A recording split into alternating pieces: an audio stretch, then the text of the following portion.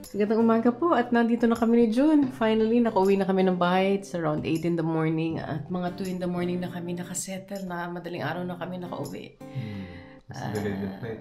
Delayed sobra yung flight namin. But we've arrived home safely. Yun ang pinaka-importante. At we're now getting ready kasi sasama namin si Ethan sa Open University at magkaroon siya ng idea kung ano bang kunin niya next year sa pagtapos niya ng kolehiyo. Magkaroon kayo ng idea. Hopefully makakuha kami ng shots doon. At we're visiting some universities almost every weekend for the next couple of months para makita niya kung saan niya talaga gusto in the end. At samahan niyo kami. We're just gonna get ready.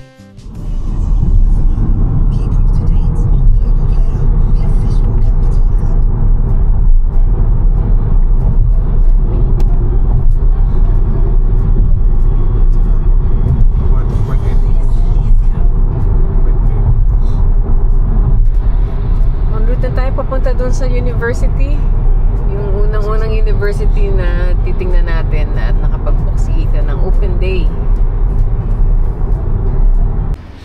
Ayun, libreng parking sila. At right after the parking, meron na kaagad ng tao na tumutulong sa iyo. Sasabihin sa iyo kung saan ka dapat pumunta at explain nila. Ito na nga, itong paikot-ikot na itong welcome na ito. Sasabihin nila kung saan sila designated dapat pumunta. And Salford University. Marami pang mga tao doon na right across. Tutulong sa inyo yung mga bagong students na nag-a-apply, no? Ito, hindi ka na.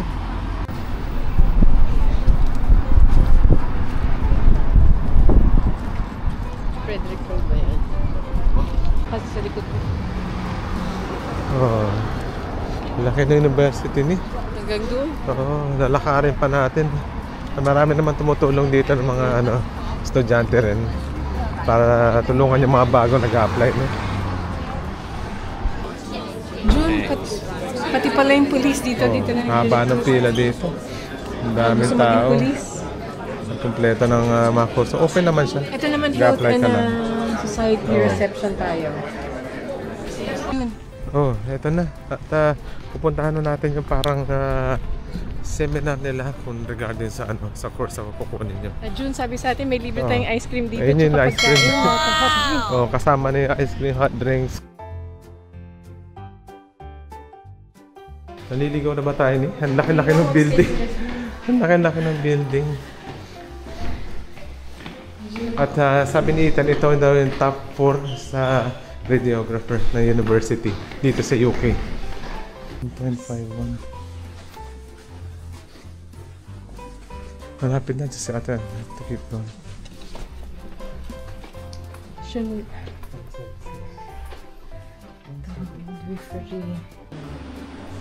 Yung CT scan dito, yun yung ano mo.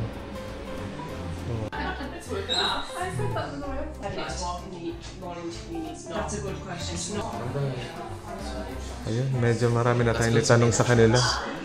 At nakatulong din.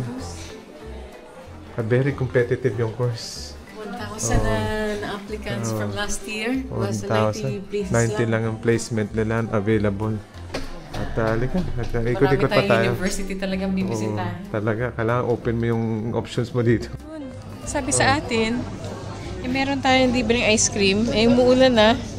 Haba yung pila, pero mag-ice cream tayo. Sige. Marami pa tayong gagawin kasi. Sabi niya, may libre rin tayong pagkain. Open days. Hindi ko alam pagkain ito. No, it's £3. Ha? £3 is voucher. May food and drink voucher silang binigay worth £3. So we can just get a drink maybe. Sige. Sige tayo. Malaki rin ito nung puntahan natin eh. Makain na ako ng tinapay. Kasama nito nung Open day at Open libre day. na ito. You can have Starbucks na coffee. Pero ang haba ng queue. Mahaba ng pila nandito sa likod namin. Ito ay inabot ng £9 something. £9. Pero Kasama binayaran yung ko lang voucher. sa voucher binayaran ko Nagbigay na. pa sila ng pang ice cream. Ayun sila.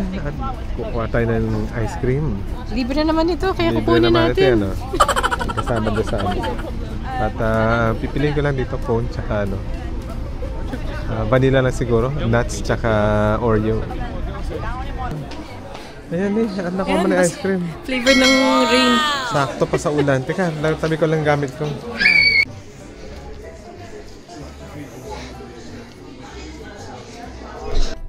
Okay, June, natapos na tayo dun sa open day. Ethan, how was it? Was it good?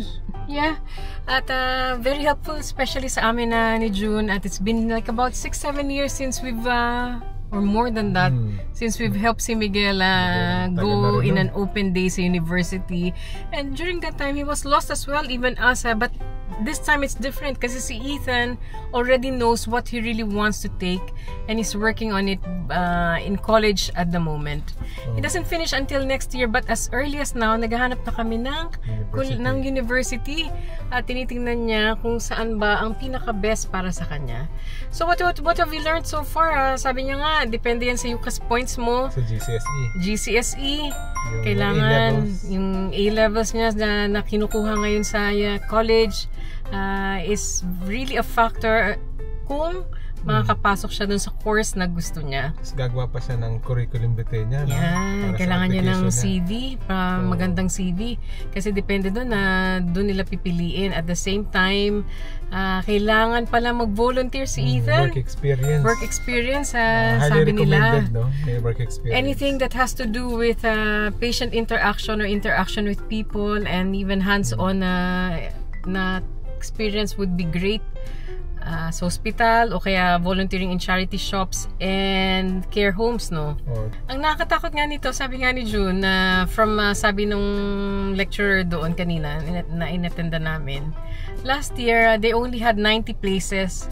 At ilang tao yung pumunta? 1,000 nag-applicants. Oo, 1,000 ng applicants ang nag-apply po dito sa university. Just for this university alone. Very competitive talaga. Oo, kaya sabi namin ni June, we're just here kay Ethan to support him and guide him whatever he would want to. Pero sabi pala ni Ethan, itong university na to top 4 sa buong UK ng radiographer. Kaya siguro marami nag-a-apply. Tapos ano talaga, kailangan competitive ka, handa ka lahat sa mga grades mo, sa curriculum vitae mo, dapat nakahanda lahat yan.